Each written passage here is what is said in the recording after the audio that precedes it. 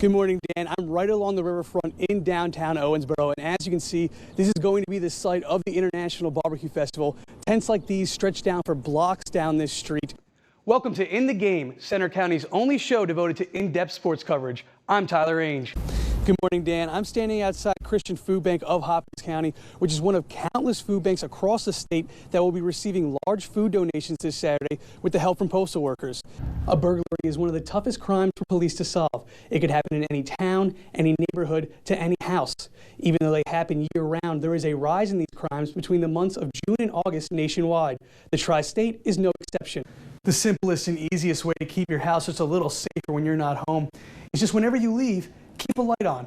This will add to the appearance that somebody is still in the house, which will make thieves less likely to want to break in.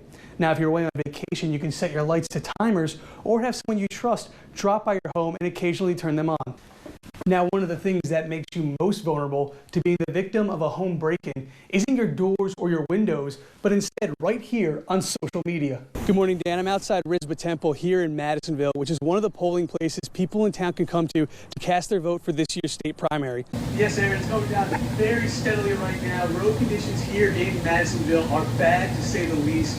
I'm on the side street, Page Circle. It's one of many side streets here in Madisonville, and as you can see, it's hard to distinguish when somebody's front yard and driveway ends and when the actual road begins. Good morning, Dan. Yes, the smell of barbecue has been in the air for hours here. It's making me very hungry this morning.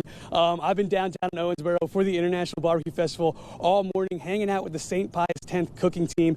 They'll be competing tomorrow in the Governor's Cup barbecue competition. I'm here to talk with Bob Friels, a member of the St. Pius X cooking team. Bob, what have you guys been making this morning? This morning we're making 1 kilo of burger for to sell by cup. Kentucky reporter Tyler Ainge has more on the story.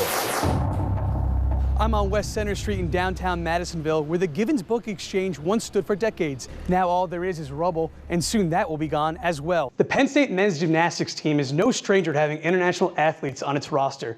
The team currently has 4 gymnasts from outside of the United States. In 2010, Ingvar Jakobsen became the first men's gymnast from Iceland to compete for Penn State. Now, 4 years later, he's in his senior year and is enjoying his best season yet as a Nittany Lion. The cause of the fire is still unknown. What is known, however, is that firefighters said had Stokes not helped out when he did, the whole house could have easily been destroyed. Good morning, guys. Yes, this yearly 10-mile race that stretches through Indiana and Kentucky will be going through a little bit of a role reversal this year, as it will now start in downtown Evansville and finish right here at Audubon Mill Park in Henderson. Now, here's Byron with a look at what type of race conditions to expect on Saturday morning. On senior day, the Penn State men's lacrosse team takes on arguably its toughest opponent of the year and conference rival Hofstra. The Nittany Lions enter the game with a 6-6 record and look to hand the 10-3 Hofstra Pride their first conference loss of the season. Good morning, Aaron. I'm at the Evolved Imagery Gallery, where all the paintings have been done by Hopkins County artist and retired art teacher Carl Burgess. The fundraiser is going on from 11 a.m. to 1 in the afternoon today. People can choose to either dine in or carry out their barbecue lunches. The club is also making food deliveries to local businesses and schools as well. Back to you.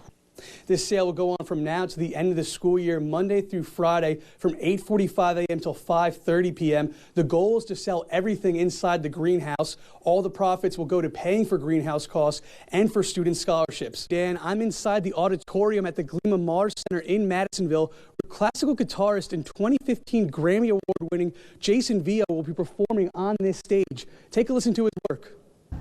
When Madisonville police officer Alan Stokes saw the back deck of this house on Broader Church Road engulfed in flames, he and a couple of quick-thinking neighbors used water from this pool to help put out the fire and save the house. Mayor Johnson says if anyone is interested in helping out with the beautifying process, all they have to do is stop by his office in City Hall and let him and the other city council members know you would like to volunteer. Back to you.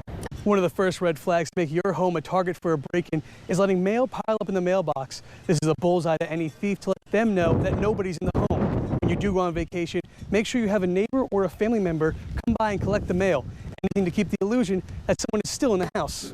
After Ingvar graduates in May, he plans on moving back to Europe and competing with the Icelandic national team.